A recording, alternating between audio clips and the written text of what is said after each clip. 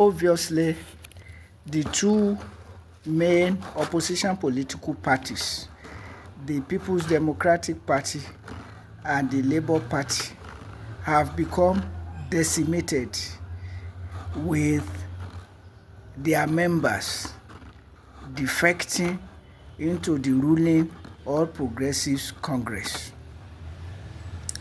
Obviously, not because the ruling All Progressive Congress APC is doing well, but because the politicians defecting are self-seeking. They don't want to be associated with a losing party. But why are the parties losing? Two reasons. The injustice of the electoral system, whereby President Bola Ahmed Tinubu ought not to have been declared as the winner, given the prevailing circumstance of his not having the required percentage in the Federal Capital Territory of Abuja,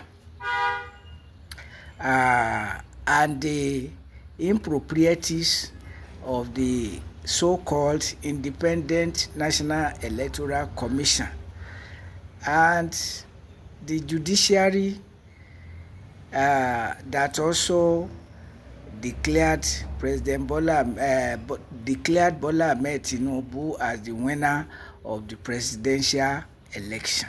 So it is following the principle of might is right.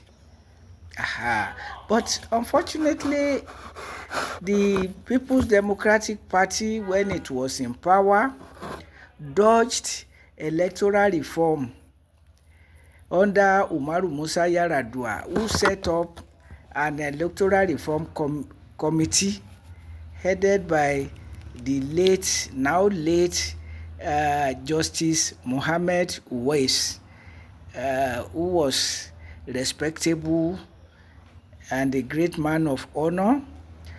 The committee he headed made recommendations for electoral justice, but swept under the carpet by Umaru Musa Yar'Adua and Goodluck Ebele Asikwe Jonathan, his immediate successor. And so the All Progressives Congress has been taking advantage of the improprieties that the recommendations of the Electoral Reform Committee ought to have corrected. And now, who will belt the cat? Since the military intervention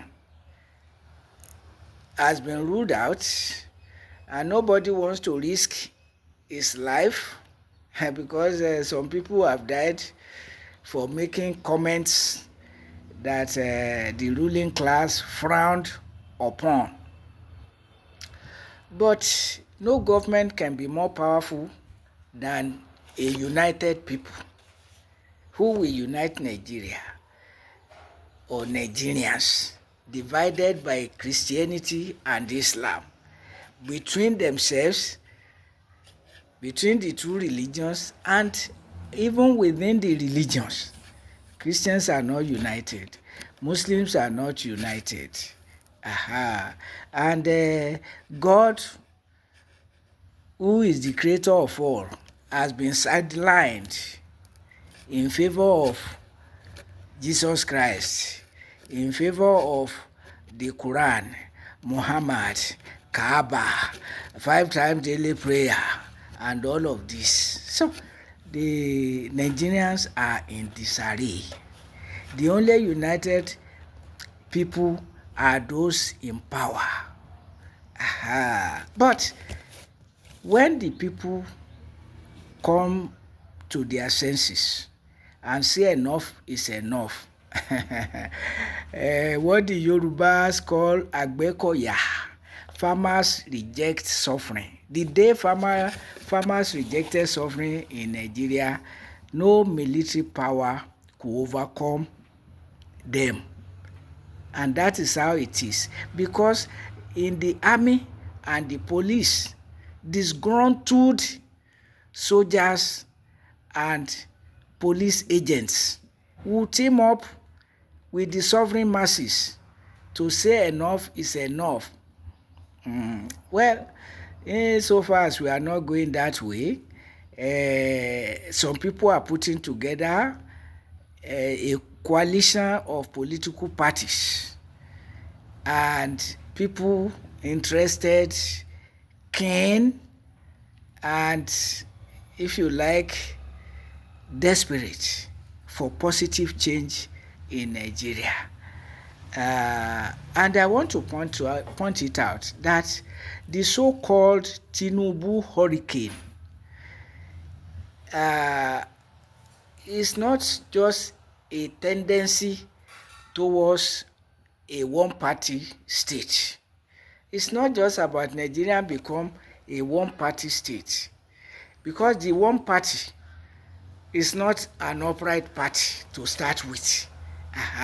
This is a party claiming fuel subsidy where none exists, and even saying that all subsidies are gone, yet sinking Nigeria in debts, and also subsidizing pilgrimage boards, funding pilgrimage boards, and subsidizing pilgrimages. So where is justice? So it means that the so-called Tinubu Hurricane, if it's not resisted by common Nigerians, we have not seen enough hardship. That is another implication. Apart from one party that is not an upright party, we also face harder hardship hovering on our heads. So in another instance, it means that the war against the Boko Haram Muslim community, unnecessary, avoidable, and devastating, will continue. Herdsmen terrorism will continue. Mass impoverization will get worse. I've mentioned that. So 4 points. Then in the 5th place, the lopsided structure of Nigeria will continue. Before Tinubu became the president, he was always talking of true federalism. But now, since he came to power in 2015, well, properly so called, because as a chieftain of the All Progressive Congress, he should not say he has not been in power since 2015. And he has never said anything since 2015, by which we will know that Tinubu is still committed to true federalism, as he used to say it, because he didn't mention it. And now that he has been president for more than 2 years, he has not mentioned it. So for him, it's a no-go area. Ending war against Boko Haram is a no-go area. Ending herdsmen terrorism is a no-go area. Addressing the lopsided structure of Nigeria is a no-go area for Bola Ahmed Tinubu.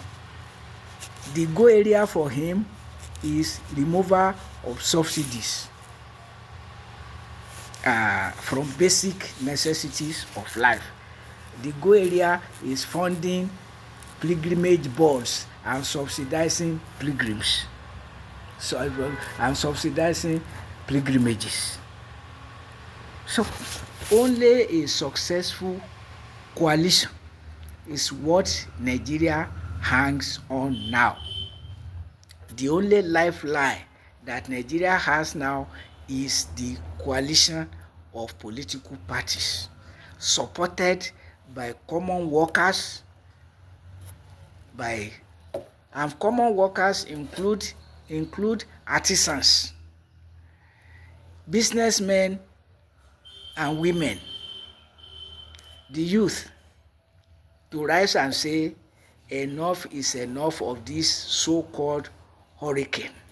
They may as well call it tsunami because it's sweeping Nigeria away.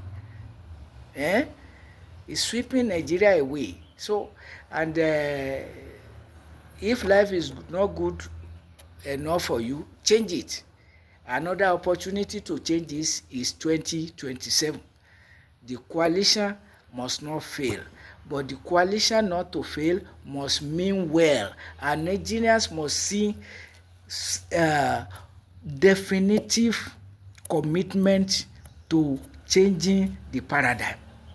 If you have nothing to say on the war against Boko Haram, on herdsmen terrorism, on removal of subsidies, and you are or the lopsided structure of Nigeria, zonal injustice, religious injustice, if you put all that under the carpet only to be mounting coalition for liberation of Nigeria, what are you going to liberate Nigeria from?